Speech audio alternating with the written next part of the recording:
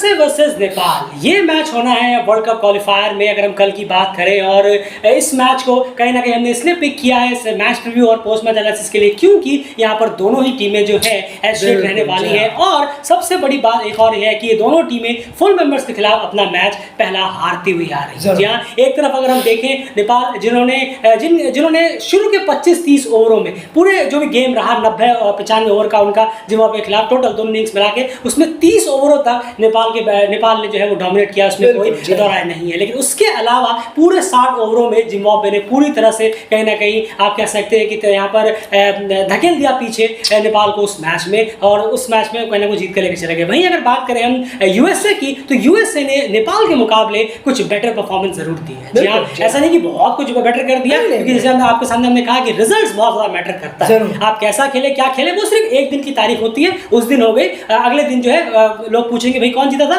West Indies और Zimbabwe जीते थे। भाई जीते वो थे, 2 पॉइंट उन्हें मिले। तो खैर, लेकिन वहां पर अगर देखें तो यूएसए ने जब वो बॉलिंग करा रहे थे तब वो 30-35 ओवर तक, शुरू के 30-35 ओवर तक पूरी तरह से डोमिनेट करते हुए नजर आ रहे थे वेस्ट इंडीज के खिलाफ। और जब वो बैटिंग कर रहे थे तो लास्ट के फेस में जो उनका लोअर ऑर्डर है, गजानन सिंह और शाहन जहांगीर, यहाँ पर उन्होंने बेहतर काम किया। तो उन्होंने दोनों सेक्शन में कुछ बेहतर काम जरूर किए हैं इन कंपेयर्स टू नेपाल पहले मैच में। लेकिन वो सब हो गया, पास हो गया, रिजल्ट आपके फेवर में मिला नहीं, रिजल्ट दोनों का ही सेम आया कि दोनों ही टीमें हार गई थी। लेकिन अब दोनों का सामना यहाँ पर होना है, यहाँ पर वापस से हम आ गए हैं। ये लेवल पर मैच चल रहा था वेस्ट इंडीज जिम्बाब्वे के साथ, अब आप वापस से इस लेवल पर आ गए हैं, क्योंकि अब दोनों टीमें आप सब वही हैं जो आप लगातार पिछले 3-4 सालों से एक ही साथ, उससे पहले से भी, लेकिन क्रिकेट वर्ल्ड कप लीग 2 में आप लगातार मैचेस कितने सारे खेल चुके हैं। अब बराबरी का मुकाबला यहाँ पर आ जाता है। तो इस मैच में कितना इंपॉर्टेंट रहने वाला है, ये क्यों एक तरह से आप कह सकते हैं डू और डाई गेम है, और इस मैच में किस तरह से दोनों टीम जो है वो वापसी कर सकते हैं, किस तरह से कम बैक कर सकती हैं, इस चीज़ पर डिस्कशन जरूर होगी। और डू और डाई इसीलिए है क्योंकि ये मैच जो भी टीम हारेगी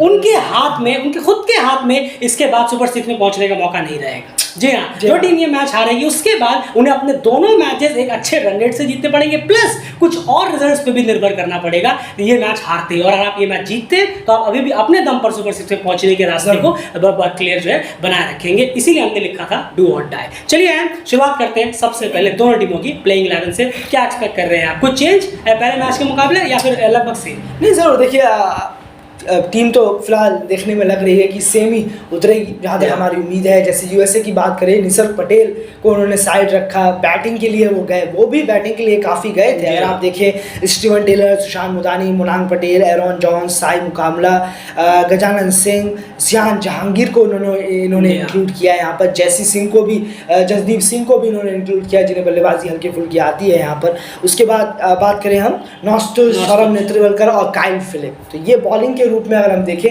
तो ये 3-4 प्लेयर्स थे, और बाकी सारे जो बैट्समैन हैं 6 से 7 तकरीबन बल्लेबाज यूएसए ने खिलाए थे। तो प्लेइंग 11 में कुछ चेंज होने की उम्मीद नहीं है। बस निसर्ग को अगर वो लेना चाहते हैं यूएसए वाले, एक स्पिनर को बढ़ाना चाहते हैं, जो कि हम आगे बात करेंगे स्पिनर के बारे में, पर अगर बढ़ाना चाहते हैं तो शायद काइल फिलिप को या किसी एक जसदीप सिंह को बाहर कर एक निसर्ग को ला सकते। बिल्कुल, अभी उनको डिपेंड करना होगा कि वो नेपाल के खिलाफ, क्योंकि नेपाल के खिलाफ वो मैचेस काफ़ी खेले हैं, इन्हीं अच्छी तरह जानते हैं। संदीप, सोमपाल, करण, माफ कीजिएगा, बैटिंग वगैरह जो है उनके बारे में जानते हैं। तो उस हिसाब से उनको ये डिसाइड करना है कि वो इसी बैटिंग एक्स्ट्रा के साथ जाना चाहेंगे या फिर एक बॉलिंग बढ़ाना चाहेंगे। और अगर स्पिनर बढ़ाना चाहते हैं तो फिर उन्हें शाहन जहांगीर या फिर जसदीप सिंह में से किसी एक को यहाँ पर, काइल फिलिप, माफ कीजिएगा, काइल फिलिप और जसदीप सिंह में से किसी एक को यहाँ पर निकालना पड़ेगा, क्योंकि जो शाहन जहांगीर है वो आपको ऑलराउंडर ऑप्शन दे देते हैं, रन भी यहाँ पर करते हुए नजर आते हैं। चलिए अब यहाँ बात हो गई नेपाल की प्लेइंग 11 की अगर हम बात करें तो क्या एक्सपेक्ट कर रहे हैं, वही सेम प्लेइंग 11 के साथ टीम जाएगी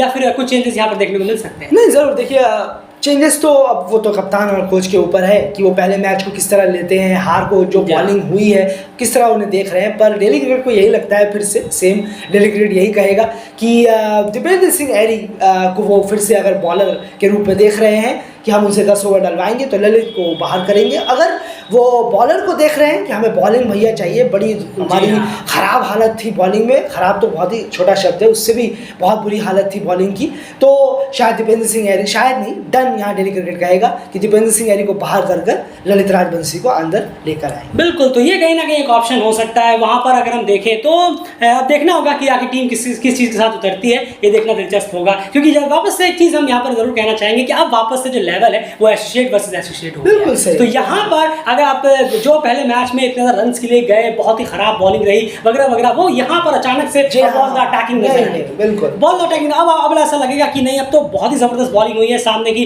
टीम जो है, क्योंकि वहां पर अब आपके बराबर के लेवल के प्लेयर्स हो गए और उनके खिलाफ आप काफी खेले, और ये सब बॉलर जो है इनके खिलाफ भी काफी थ्रेटनिंग रहे। उधर यूएसए के प्लेयर्स भी इनके खिलाफ कभी कभी काफी बेहतर रहे। अभी रिसेंटली जो 2022 में जो यूएसए टूर हुआ था, जी हाँ, जुलाई में, तो खैर ये देखने वाली बात होगी। तो यहाँ पर अब देखना होगा कि जब वापस से आप एसोसिएट लेवल पर आए तो ज़्यादा चेंजेस होने की उम्मीद नहीं है, शायद उसी प्लेइंग लेवल के साथ टीम उतरना चाहेगी, बाकी एट द एंड कैप्टन के ऊपर होगा। खैर उसके बाद अब पॉइंट्स की बात की जाए यहाँ पर दो, क्योंकि अब मैचेस हो चुके हैं तो ज़्यादा एक्स्ट्रा चीज़ों की बात करने की जरूरत नहीं, क्या की प्लेयर, क्या वेदर, क्या पिच, ये सब अब ज़्यादा बात करने की जरूरत नहीं है अब, क्योंकि आपके एक मैच हो चुके हैं तो आपका रिपोर्ट कार्ड अब सामने है, उस पर बात करना बेहतर रहेगा। एंड सबसे पहले यहाँ अगर हम यूएसए की बात करें तो यूएसए के लिए सबसे पहला जो पॉइंट होगा वो है उनके टॉप ऑर्डर को सोमपाल और करण पे अटैक करना। जी हाँ, बिल्कुल, ये यूएसए के पर्सपेक्टिव से हम आपके सामने रख रहे हैं कि उनका टॉप ऑर्डर है, स्टीवन टेलर है, एरॉन जॉन्स है, मुनांग पटेल है, और मेरे ख्याल से ओपनिंग में एक और सुशांत मुदानी है। इन चारों को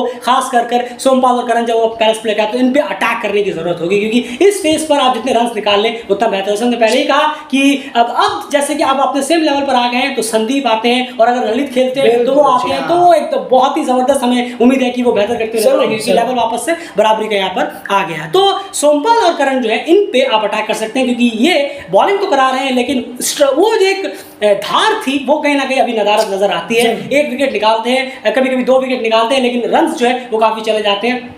और सोमपाल की जो है खास करके थोड़ी सी मूवमेंट उन्हें मिली थी पहले मैच में, उन्हें मूवमेंट मिली थी जिम्बाब्वे के खिलाफ, लेकिन थोड़ी बहुत मिली, उतनी ज्यादा मिली नहीं। उनके हैंड में भी लगी थी बॉल, तो ये अपने आप में उम्मीद है कि ज्यादा सीरियस नहीं होंगे, और वो हम इसलिए हमने प्लेइंग 11 सेम बताइए, क्योंकि लगता नहीं है कि इतनी सीरियस इंजरी उनकी हुई होगी। बिल्कुल, तो कहीं ना कहीं ये चीज है कि सोमपाल और करण पर आपको अटैक करना होगा, और कहीं ना कहीं यहाँ से रन बटोरने होंगे। यूएसए के पर्सपेक्टिव से अगर हम देखें, यहाँ से आप जितने रन निकाल पाए सोमपाल करण के खिलाफ फर्स्ट पावर प्ले में, हाँ जो अच्छी डिलीवरीज है उन्हें कहीं ना कहीं आपको लीड भी करना है। ये नहीं कि अटैक का मतलब हम ये कह रहे हैं कि हाँ भाई आओ और मारना चालू कर दो, क्योंकि तभी तो हमने मूवमेंट वाली बात की, सोमपाल को मूवमेंट मिली है तो इस तरह से, और करण की कुछ बॉडी लाइंस अच्छी रहती है, तो उन गेंदों को रहकर बाकी गेंदों में भी अगर आप रोकने चले गए, वही हम कह रहे हैं कि उनमें मत रोकिए, बाकी थोड़ा सा भी इधर उधर बिट्स मिला तो कहीं ना कहीं आप इसे बाउंड्री के पार करने की कोशिश करिए, इससे कम से कम आपका रन रेट जो बेहतर रहेगा, और शुरू के ही 7-8 ओवरों में आप अच्छे खासे रन बटोर पाएंगे। टॉप ऑर्डर को ये प्लान के साथ अटैक करना चाहिए सोमपाल और करण के खिलाफ। एंड यूएसए के लिए पॉइंट नंबर 2 क्या है? नहीं जरूर, देखिए पेसर्स को थोड़ा सा यहाँ पर अपने बॉलिंग में एक रन्स जो उन्होंने खर्च किए थे, तीनों ही पेसर को अगर आप देखेंगे, सौरभ हुए, काइल फिलिप हुए, जसदीप सिंह हुए, तो बहुत ही 76 रन उन्होंने दिए थे 10 ओवर में, विकेट भी नहीं लिया। उसके बाद काइल फिलिप ने भी 50 रन दिए, 3 विकेट निकाला, सौरभ ने भी 50 रन दिए, उन्होंने भी 2-3 शायद विकेटें निकाली है, और सौरभ ने तो बहुत बेहतरीन बॉलिंग कराई है, लेकिन बाद में उनकी बॉलिंग भी इतनी अच्छी नहीं रही। तो वही हमारा कहना है कि आपको थ्रू आउट द इनिंग बेहतर बॉलिंग करानी होगी, तब आप एक बेहतर, खासकर पेसर्स की हम यहाँ बात कर रहे हैं, पेसर्स को अपनी बॉलिंग में बहुत ज़्यादा डिसिप्लिन लाने की ज़रूरत है, रन्स कम खर्च करने की ज़रूरत है, जो कि यूएसए कर नहीं रहा है। वार्म अप में भी अली खान 100 रन के लिए गए थे, जी हाँ, आपने देखा होगा, 100 रन के लिए गए थे। तो बताइए वहाँ पर भी वार्म अप में भी ये चीज़ नज़र आई है, और पहले गेम में भी वेस्ट इंडीज़ के खिलाफ नज़र आई, 14 पे 2 कर दिए, लेकिन उसके बाद जैसन होल्डर रोस्टन चेस खेल रहे थे, तब पेसर्स दोबारा आए, तब उन्होंने काफ़ी रन लुटाए हैं वहाँ पर। कि 50 रन जो बॉलर ने दिए हैं, जसदीप सिंह ने 76 रन दिए, ये उन्हीं की देन है, जैसन होल्डर और रोस्टन चेज ने जो धुनाई की थी बाद में लास्ट के टाइम पर। तो वही एग्जैक्टली है, पेसर्स को थोड़ा डिसिप्लिन और इकोनॉमिकल होना है अपनी लाइन लेंथ और बॉलिंग से, और स्पिनर्स को थोड़ा सा और इफेक्टिव होने की ज़रूरत है,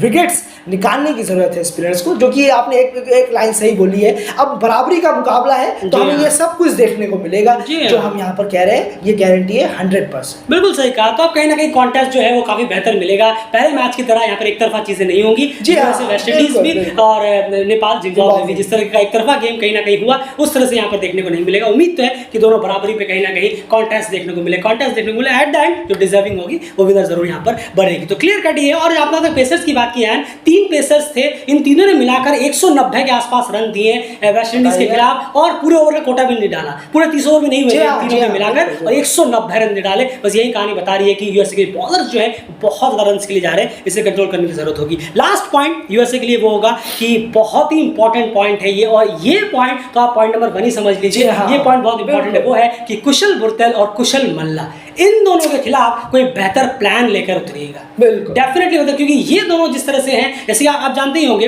वो एक एग्जाम्पल तौर पर मैं कह रहा हूँ, ओमान से जतिंदर सिंह हुए, आयरलैंड से पॉल स्टिरलिंग हुए, नेपाल से कुशल बुर्तेल हुए, उसके बाद अगर मैं देखूं यूएसए से स्टीवन टेलर हुए, वहीं अगर मैं बात करूं और स्कॉटलैंड से ये जॉन मनसे हो गए। इस तरीके के प्लेयर जिस दिन इनका होता है उस दिन आप कितने भी विकेट लेते रहें, स्कोर ये बहुत लंबा चौड़ा पहुंचा। आप देखिए नेपाल के लास्ट फेज में नेपाल इतना खराब खेला लास्ट फेज में बैटिंग करते वक्त, लेकिन उसके बावजूद भी team one of the highest total में वो अपनी पहुंची 290 प्लस का स्कोर उन्होंने लगा दिया। क्यों? थैंक्स टू कुशल बुर्तेल की जो इनिंग रही है तेज तरार, फिर कुशल मल्ला की भी जो तेज तरार इनिंग वहां पर रही है, लगभग 100 के स्ट्राइक रेट। इसलिए कुशल बुर्तेल और कुशल मल्ला के खिलाफ ऐसे नहीं कि आप आए हैं बस हाँ बस कराओ भाई बॉलिंग, थोड़ी सी फील्डिंग रोकेंगे और विकेट ले, नहीं, एक प्लान भी लेकर आइएगा इन दोनों के खिलाफ। बेहतर अगर आपने ऐसे शुरू में विकेट नहीं मिल पाया तो उस प्लान को इंप्लीमेंट करिए और फिर उसमें फंसाने की कोशिश करिए। क्योंकि कुशल बुर्तेल और कुशल मल्ला को आपने अगर ज्यादा वक्त दिया, एक तो ज्यादा वक्त लेते नहीं है, और आपने उन्हें वक्त दिया तो वो आपसे गेम बहुत ही दूर लेकर चले जाएंगे। और 290 लगाकर जिम्बाब्वे ने तो चेस कर लिया बहुत ही आसानी से, बेहतरीन एक्सपीरियंस का इस्तेमाल किया, लेकिन 290 आपके लिए डेफिनेटली एक पहाड़ जैसा स्कोर होगा, खास करके सामने देखते हुए कि जहां पर सोमपाल, करण और संदीप मोहित की हमने से पहले का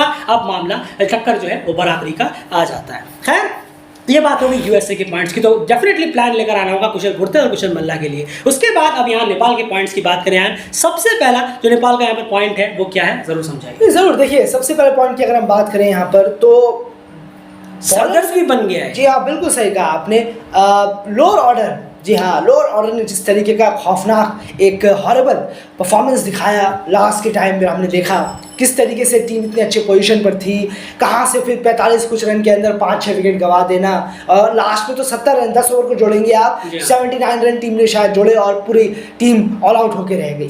तो ये 8 विकेट, माफ कीजिएगा 8 विकेट, और कहाँ 2 विकेट या 3 विकेट थे, 2 विकेट थे, 2 विकेट और 211 पे 2 विकेट थे, 40 से 50 के बीच में आउट हुए। बिल्कुल 40 ओवर तक 211 रन बन चुके थे नेपाल के, बहुत बेहतरीन पोजीशन पर थी, और टीम सिर्फ 290 रन जोड़ पाई, और विकेट्स जिस तरीके से गिरे हैं वो पूरी की पूरी जो लोअर ऑर्डर है, सारे आरिफ शेख हो, दीपेंद्र हो, गुलशन झा हो, और भीम को उन्होंने नीचे किया और वो डाउन उनका नीचे आया, वो भी आउट होके चले गए, तो कोई उस चीज़ को यूटिलाइज नहीं कर पाया। दिक्कत यहाँ पर ये है कि लोअर ऑर्डर की जिम्मेदारी खाली ये नहीं है कि डेथ फेस पे मेरा एक सीधा सीधा सवाल है आपसे, क्योंकि अगर एक बार होता तो बात अलग थी, ये अब हो रहा है, प्रैक्टिस मैच में भी हमने देखा, वार्म अप मैच में हमने देखा, तो ये हो रहा है, तो आखिर ये चीज टीम पे भारी ना पड़े, क्योंकि अब ये मैचेस आपको जीतने नहीं, बिल्कुल फुल मेंबर के खिलाफ आप बेहतर करते हैं तो डेफिनेटली बेहतर होता, लेकिन यहाँ पर कोई गुंजाइश नहीं है, खासकर यूएस और नीदरलैंड के खिलाफ। इसीलिए मैं आपसे सवाल पूछना चाहूंगा, क्या टैक्टिक्स अपनाया जा सकता है इस चीज को दूर करने के लिए? बिल्कुल, देखिए क्या गलती कर रहे हैं नेपाल के बैट्समैन? नहीं, जरूर ये अच्छा सवाल है, लेकिन एक चीज़ ज़रूर है, यहाँ पर अगर आप फर्ज करिए, मान के चलिए कि आपके पास 40 ओवर हो गए या 38 ओवर हो गए, 10-12 ओवर आपके पास बचे हैं और 4 विकेट मान के चलिए आपके गिर गए हैं, 4 विकेट गिर गए हैं, लोअर ऑर्डर आने वाला है, 2-3-4 का मिडिल ऑर्डर हो गया, 5-6-7 का लोअर ऑर्डर हो गया, तो उसके बाद आपके लोअर ऑर्डर आना शुरू हो रहे हैं। तो लोअर ऑर्डर का मतलब ये नहीं है कि 10 ओवर मेरे बचे हैं, चलो भाई छक्के मारना शुरू करूँ, बिल्कुल छक्के मारना शुरू करूँ, ये ख्याल ग्राउंड के बाहर होना चाहिए। सबसे पहले तो लोअर ऑर्डर का कहीं से भी मतलब ये नहीं होता कि आओ और छक्के मारो, वो टैलेंटर्स का काम होता है, ये लोअर ऑर्डर का काम नहीं है। लोअर ऑर्डर का काम है डीप तक अपने आप को टिका कर रखना। आप रन नहीं बना रहे, 5 रन के साथ चलिए, माइंड में डेथ फेस दुनिया के लिए है, अरे डेथ फेस शुरू हो गया, पूरे फैंस आपके पागल हो गए कि 41 से 50 ओवर डेथ फेस कहा जाता है, ठीक है डेथ फेस है, लेकिन टीम में आपके कोच, कप्तान और पूरी टीम जानती है नहीं, हमारे लिए डेथ फेस नहीं है, हमारे लिए आखिरी के 3 ओवर डेथ फेस। बिल्कुल, ये माइंड में बैठाने की ज़रूरत है सारे प्लेयर्स को, खासकर लोअर ऑर्डर के बल्लेबाजों को,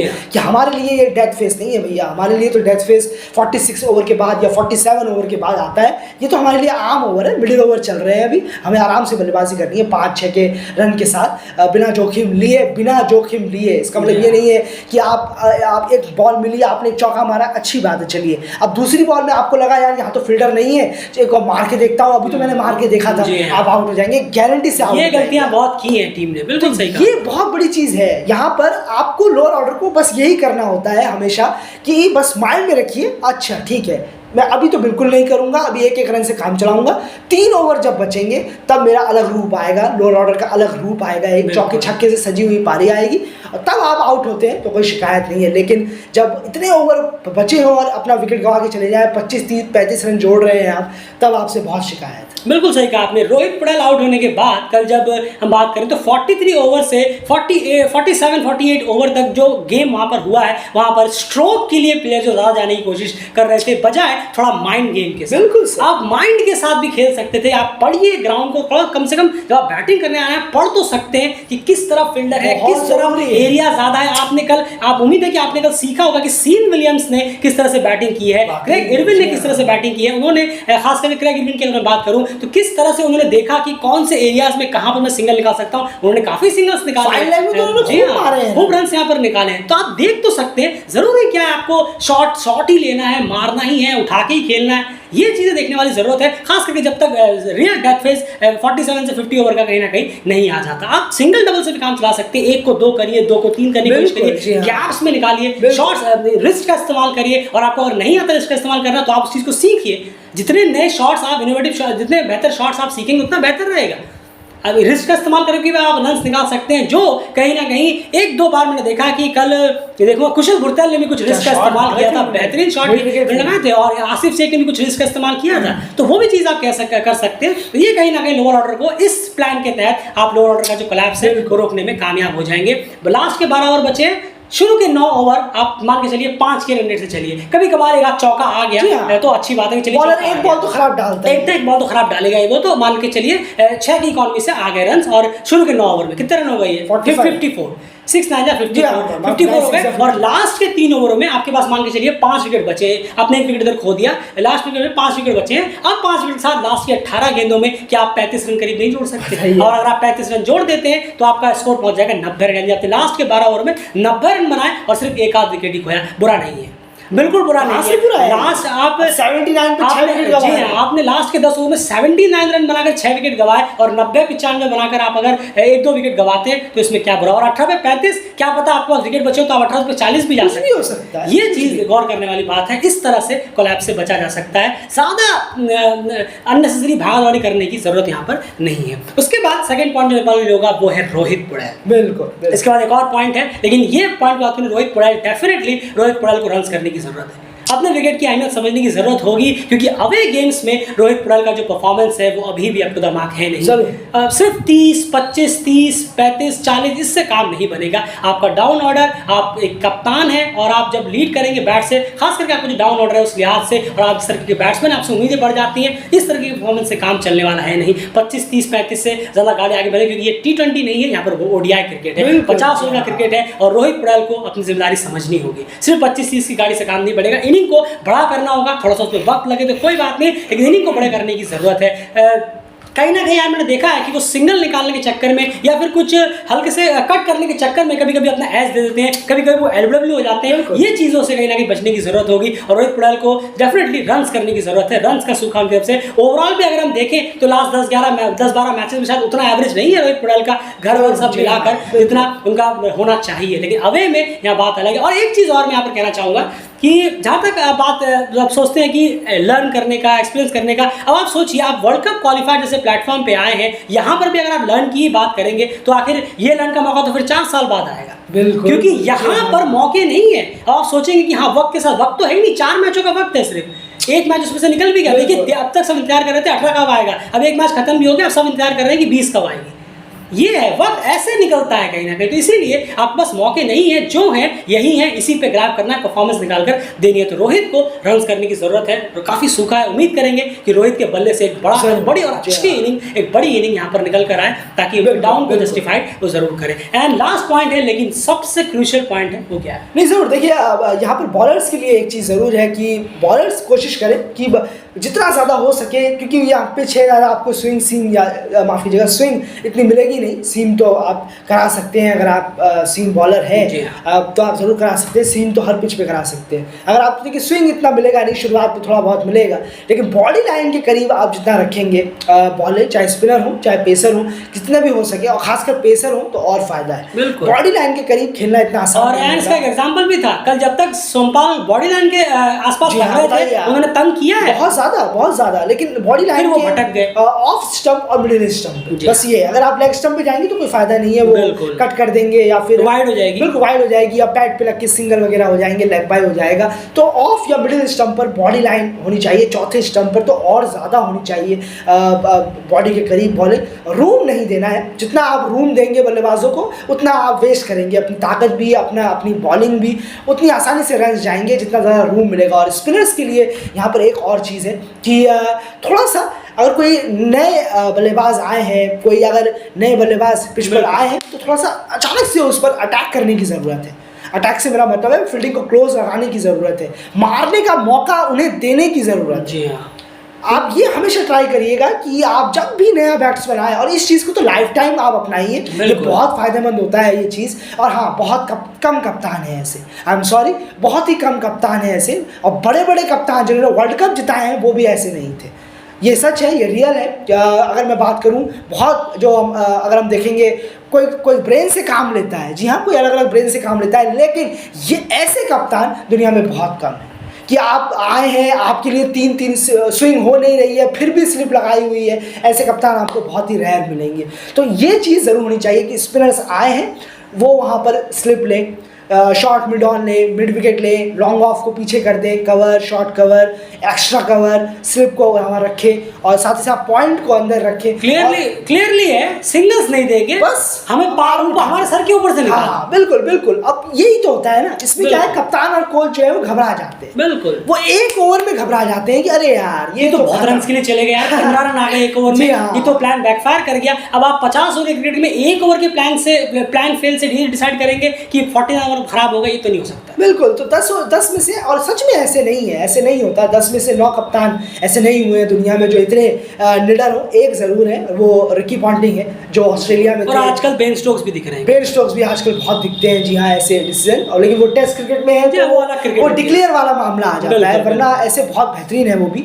रिकी पॉन्टिंग को देखा था उस वक्त ऐसी कप्तानी करते हुए। जी हाँ, मैंने भी उनके कई मैच देखे, आखिरी के सालों में कई मैच देखे हैं उनके भी। लेकिन ये अगर आप करेंगे तो डेली क्रिकेट यहाँ मेक श्योर जरूर करेगा कि आपको रिजल्ट बहुत बेहतरीन रिजल्ट मिलेगा। बहुत रन के लिए जरूर जा सकते हैं, लेकिन आप अगर वो प्लान से हट जाएंगे कि अरे डर गए भैया तो बहुत रन चले गए, तो फिर मामला खराब। वो मुझे अभी भी वो लगता है कि क्रैग इरविन, थोड़ा सा मैं अलग जा रहा हूँ, क्रैग इरविन का जो मामला था संदीप के सामने, वो चूक गए वहाँ पर, बहुत बड़ी गलती हुई। रोहित और बॉलर जो है वो बहुत चूक गए। रोका जा सकता था, रोका जा सकता था वहाँ पर। वो फंस जाते, 190% वो फंस जाते अगर वो एक प्लान जो हमने अपने मैच पर एनालिसिस में कहा भी था हमने कि लैक ऑफ प्लानिंग नजर आई। बिल्कुल सही कहा कि इरविन, रजा और विलियम्स को किसी से टैकल करना है, उसका कोई प्लान था ही नहीं। और ये इरविन के खिलाफ कहीं ना कहीं आपने बिल्कुल सही कहा कि वो जो है मिस आउट कर गए। डेफिनेटली भी प्रेशर बनाया जा सकता था, क्योंकि तब तक भी आपके पास बहुत रन बचे हुए थे। तो फिर अलग सिनेरियो। जी हाँ, बहुत रन बचे हुए थे, लगभग 180-90 शायद 200 के आसपास रन बचे हुए थे, तब भी आपके पास बहुत रन थे। इरविन वहां चले जाते,